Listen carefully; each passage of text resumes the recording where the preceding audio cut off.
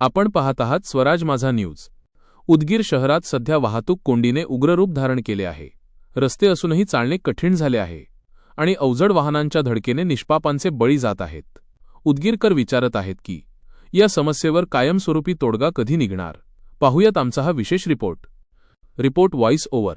उदगीर शहर जे महाराष्ट्र, कर्नाटक आणि तेलंगणा या 3 राज्यांच्या सीमेवर वसलेले एक महत्त्वाचे व्यापारी केंद्र आहे।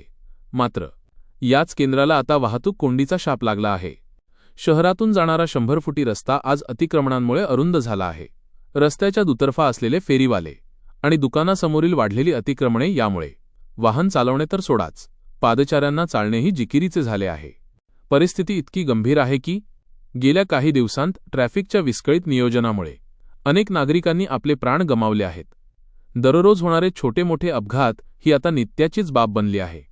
विशेषतः शाळकरी मुले आणि ज्येष्ठ नागरिकांच्या सुरक्षेचा प्रश्न ऐरणीवर आला आहे। या सर्व समस्यांचे मुख्य कारण म्हणजे शहरातून जाणारी अवजड वाहने, तेलंगणा आणि कर्नाटकात जाणारी मोठी ट्रक्स आणि कंटेनर्स दिवसभर शहराच्या मुख्य भागातून धावतात।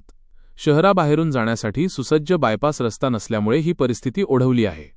जाणकार मंडळींचे असे मत आहे की जोपर्यंत शहराला बायपास मिळत नाही तोपर्यंत ही कोंडी फुटणार नाही।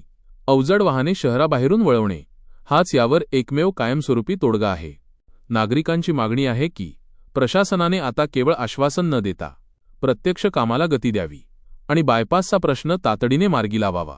जर दिवसा शहरात अवजड वाहनांना प्रवेशबंदी केली आणि बायपास सुरू झाला तरच उदगीरकर मोकळा श्वास घेऊ शकतील। आता पाहायचे हे की प्रशासन या गंभीर समस्येकडे कधी लक्ष देते की नागरिक असेच अपघातांच्या सावटाखाली जगत राहणार। ताज्या अपडेट्ससाठी पाहत रहा स्वराज माझा न्यूज।